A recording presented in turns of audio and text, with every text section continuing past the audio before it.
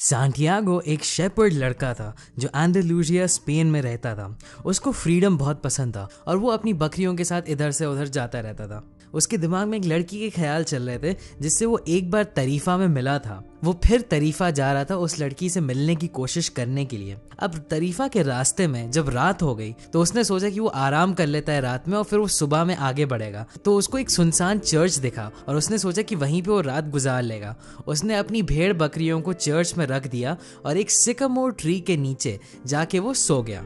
अब वहां पे उसको एक सपना आया। अपने सपने में उसने देखा कि इजिप्ट में पिरामिड्स के नीचे बहुत सारा खजाना भरा हुआ है और वो खजाना सांटियागो को अपनी तरफ बुला रहा है। अब ये सपना देख के एकदम से सांटियागो उठ गया और वो बहुत ज्यादा कंफ्यूज था क्योंकि ये पहली बार नहीं था जब सांटियागो ने ये सपना देखा था। तो उसने सोचा कि चलो इस सपने का मतलब क्या है, ये किसी से पूछ लेता हूँ। तो वो एक औरत के पास गया जो फेमस थी लोगों को उनके सपने का मतलब बताने के लिए। तो उस औरत को जब उसने अपने सपने के बारे में बताया तो उस औरत ने कहा कि मैं तुम्हें इसका मतलब बता तो दूंगी, लेकिन जब तुम्हें खजाना मिल जाएगा तो मुझे उसका तुम 1/10 हिस्सा दोगे। अब सांटियागो ने सोचा चलो ठीक है, 1/10 तो मैं किसी को भी दे सकता हूँ और अगर मुझे खजाना मिल जाए तो ये डिजर्व करती है। तो उसने कहा चलो मैं तुमको दे दूंगा, तो मुझे इसका मतलब बताओ। तो उस औरत ने बताया कि तुमको इजिप्ट जाना पड़ेगा और सच में वो पिरामिड्स के नीचे ट्रेजर तुमको मिल जाएगा। अब सांटियागो ने सोचा कि यार ये तो मुझे कोई भी बता सकता है, पता नहीं ये सच बोल रही है नहीं, आगे बढ़ता हूँ मैं। तो इसीलिए वो शहर चला गया और वो बेंच पे बैठे कुछ सोच रहा था। एकदम से एक बुढ़ा आदमी आया उसके पास। उस बुढ़े आदमी ने बोला कि मेरा नाम मेल्चीजेदेक है और मैं सालेम का राजा हूँ। अब सांटियागो ने उसको थोड़ा इग्नोर किया क्योंकि वो बहुत खराब कपड़े पहना था और उसको लग रहा था कि ये झूठ बोल रहा है। लेकिन फिर एकदम से उस आदमी ने बोला कि मैं तुम्हें उस खजाने को ढूंढने में मदद कर सकता हूँ। उसने कहा कि हर किसी की लाइफ में एक पर्सनल लेजेंड होता है जो उनको फॉलो करना चाहिए, और जब आप उस पर्सनल लेजेंड को फॉलो कर रहे हैं तो आपको बहुत सारे लोग मिलेंगे, आपके साथ बहुत सारी चीजें होंगी जो आपको मदद करेंगी उस जर्नी में। और उस बुढ़े आदमी ने सांटियागो से कहा कि तुम अपने भेड़ बकरी बेच के जाके अपना पर्सनल लेजेंड फॉलो करो। अब सांटियागो इतना श्योर नहीं था, लेकिन उस बुढ़े आदमी ने उसको कन्विंस कर लिया और सांटियागो ने भी सोचा चलो ये एक एडवेंचर हो जाएगा। और उसने अपने भेड़ बकरी बेच दिए, पैसे जमा कर लिए और वो एक शिप पे चला गया जो अफ्रीका जा रही थी। यहाँ से सांटियागो की जर्नी शुरू हो गई। अब सांटियागो पहुंच गया टांजियर्स में जो मोरक्को में एक शहर है, और वहां पे जैसे ही वो पहुंचा उसके सारे पैसे किसी ने चुरा लिए। अब वो परेशान तो हो गया, लेकिन उसने कहा कोई बात नहीं, मैं अपने मिशन पे आया हूँ, मैं अपना मिशन पूरा करके जाऊंगा। वो एक क्रिस्टल मर्चेंट के पास गया जो अपनी शॉप में क्रिस्टल बेच रहे थे, और उसने कहा कि मैं आपकी दुकान के क्रिस्टल साफ कर दूंगा, इससे ये थोड़ा और बिक भी जाएंगे और आप मुझे बस खाना दे दीजिएगा। तो जैसे ही सांटियागो ने उसके क्रिस्टल साफ किए एकदम से लोग आने लगे और वो क्रिस्टल खरीदने लगे। तो उस मर्चेंट ने सोचा क्यों ना मैं इसको जॉब ही दे दूं। तो वहां पे उस क्रिस्टल मर्चेंट की दुकान में सांटियागो जॉब करता था और धीरे धीरे वो नए नए बिजनेस आइडियाज लाता गया, नए नए तरीके वो और क्रिस्टल बेचने के लिए। धीरे धीरे अच्छी खासी उनकी सेल्स बढ़ गई और सांटियागो को भी अच्छे खासे पैसे मिल गए और वो मर्चेंट भी अमीर हो गया। लेकिन तब भी सांटियागो को अपना मिशन याद था। तो जैसे ही उसने सुना कि सहारा डेजर्ट क्रॉस करके इजिप्ट जाने वाला एक कैरावान निकलने वाला है, तो वो भी उस क्रिस्टल मर्चेंट को अलविदा कह के अपने जर्नी की तरफ बढ़ गया। उस कैरावान में उसको एक इंग्लिश आदमी मिला जो एक अल्केमिस्ट को ढूंढने जा रहा था, और उस इंग्लिश आदमी ने बोला कि वो अल्केमिस्ट इतना ताकतवर है कि वो तांबे को सोने में बदल सकता है। तो सांटियागो और उस इंग्लिश आदमी की दोस्ती हो गई क्योंकि वो दोनों अपने अपने मिशन पे जा रहे थे। अब वो लोग जब उस कैरावान में डेजर्ट को क्रॉस कर रहे थे तो धीरे धीरे एक अफवाह उड़ने लगी कि एक जंग होने वाली है डेजर्ट में, और सब लोग अच्छा खासा डर गए। तो उस कैरावान ने डिसाइड किया कि रिस्क लेने से अच्छा है एक ओएसिस है डेजर्ट के बीच में जिसका नाम है अल फायूम, वहां पे हम लोग रुक जाते हैं जब तक ये जंग खत्म ना हो जाए।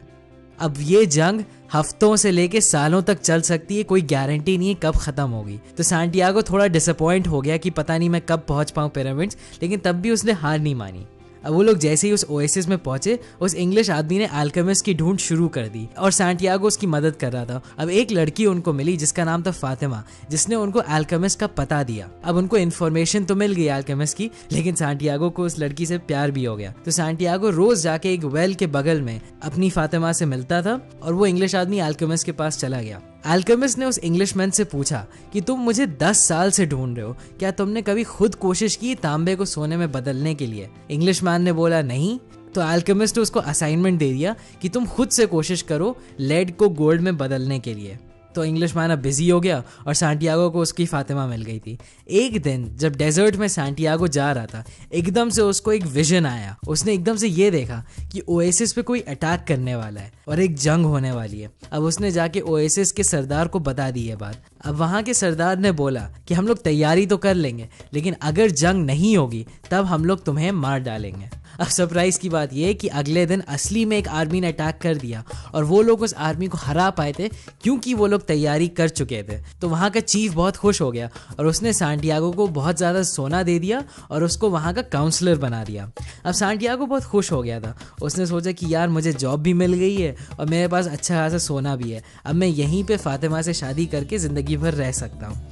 लेकिन फिर फातिमा ने उसको बोला कि सच्चा प्यार कभी भी तुम्हें अपने सपने से दूर नहीं रखेगा।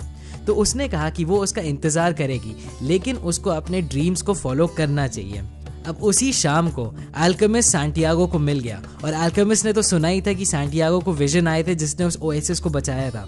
तो अल्केमिस्ट ने भी कहा कि तुमको अपने ड्रीम्स फॉलो करने चाहिए और तुम चलो मेरे साथ पिरामिड्स की तरफ। तो वो दोनों पिरामिड की तरफ चलने लगे। अब रास्ते में ही कुछ गुंडों ने उनको पकड़ लिया और उन्होंने सैंटियागो से सोना छीन लिया और फिर वो उनको मारने वाले थे। लेकिन एकदम से अल्केमिस्ट ने बोला, अरे तुम जानते नहीं हो ये कितना बड़ा जादूगर है, ये एकदम से अपने आप को हवा में बदल देगा और तुम सब लोगों को उड़ा देगा। तो अब वो सब लोग हंसने लगे। वो लोग कहने लगे चलो तुमको 3 दिन देते हैं हम लोग, अगर 3 दिन में इस लड़के ने अपने आप को हवा में बदल लिया तो हम लोग तुमको छोड़ देंगे, वरना हम लोग तुम्हारी जान ले लेंगे। अब सैंटियागो बड़ा डर गया। उसने अल्केमिस्ट से बोला, यार तुमने तो हम लोगों को मरवा ही दिया, मैं कहाँ अपने आप को हवा में बदल सकता हूँ। अब अल्केमिस्ट ने बोला, शांत रहो, तुम ये कर सकते हो, बस अपने अंदर कॉन्फिडेंस रखो और डेजर्ट की लैंग्वेज को समझने की कोशिश करो। अब 2 दिन सैंटियागो ने कोशिश करी, कुछ नहीं हुआ। तीसरे दिन वो बहुत ज़्यादा टेंशन में था और उसने दिल से डेजर्ट को समझने की कोशिश की और एकदम से वो हवा में बदल गया और उसने सारे टेंट उड़ा दिए। ये देख के वहाँ के गुंडे बहुत डर गए और उन्होंने उन लोगों को छोड़ दिया। अब सैंटियागो और अल्केमिस्ट एक मॉनेस्ट्री पे पहुंचे जहाँ पे अल्केमिस्ट ने तांबे को गोल्ड में बदला, सैंटियागो को थोड़ा सा गोल्ड दिया और कहा कि यहाँ से तुम अकेले इजिप्ट की तरफ जाओ। तो जैसे ही सैंटियागो पिरामिड्स के सामने पहुंच गया और उसने खोदना शुरू किया, एकदम से कुछ और गुंडे आ गए, उन्होंने सैंटियागो को मारना शुरू किया और उन्होंने उससे सोना छीन लिया। अब सैंटियागो ने अपने होश खो दिए और वो एकदम से अपनी कहानी बड़बड़ाने लगा और उसने बोल दिया कि उसने एक सपना देखा था, इसलिए वो इजिप्ट आया था। एकदम से वो गुंडे हंसने लगे। एक गुंडे ने बोला कि अरे ये तो पागल आदमी लगता है, अपने सपनों के बारे में इस तरीके से कौन सोचता है। मैंने भी एक सपना देखा था कि स्पेन में एक सुनसान चर्च में एक सिकामोर ट्री के नीचे बहुत सारा खजाना भरा हुआ है, लेकिन मैंने थोड़ी अपने सपनों को फॉलो किया, मैं इसकी तरह बेवकूफ़ नहीं हूँ। और वो लोग उसको छोड़ के हंसते हंसते चले गए। एकदम से सैंटियागो को समझ में आ गया कि असली खजाना कहाँ था। वो वापस स्पेन गया और उसने सिकामोर ट्री के नीचे खोदना शुरू किया और वहीं पे उसको खजाना मिल गया।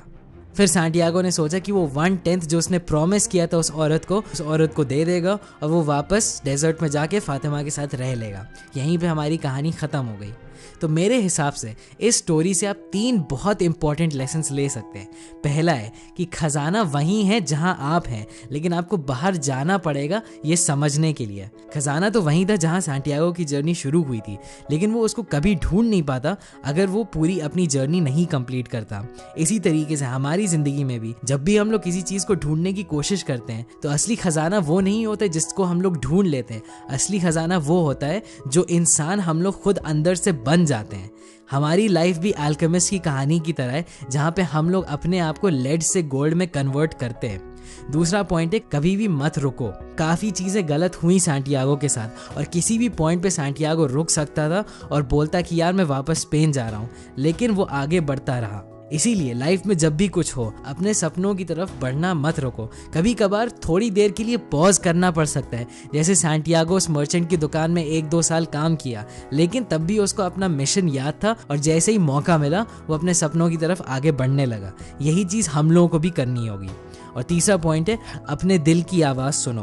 पूरे बुक की थीम यही थी कि अपने दिल की आवाज़ सुनो। हाँ, आपका दिल कभी कभी आपको मुश्किल में डाल सकता है, कभी कभी आपकी जर्नी इतनी आसान नहीं रहेगी, लेकिन जब तक आप उसकी सुनेंगे आप कभी ना कभी अपने सपनों को पा लेंगे और वही जर्नी आपको पूरी तरीके से बदल देगी। तो दोस्तों प्लीज़ अपने दिल की आवाज़ सुनिएगा, और हाँ, मेरे दिल की भी आवाज़ सुन लीजिए। और अगर आपको ये वीडियो पसंद आए तो ज़रूर उस लाइक बटन को क्लिक करिएगा और सब्सक्राइब करिएगा। मैं बहुत ज़्यादा रेकमेंड करता हूँ कि आप ये बुक पढ़िए, क्योंकि ये उन बुक्स में से है जो मुझे लगता है हर किसी को पढ़नी चाहिए। मैं इसका लिंक डिस्क्रिप्शन में डाल दूंगा। अभी के लिए बस इतना ही, और मैं आपसे थर्सडे की वीडियो में मिलता हूँ। Thanks for watching.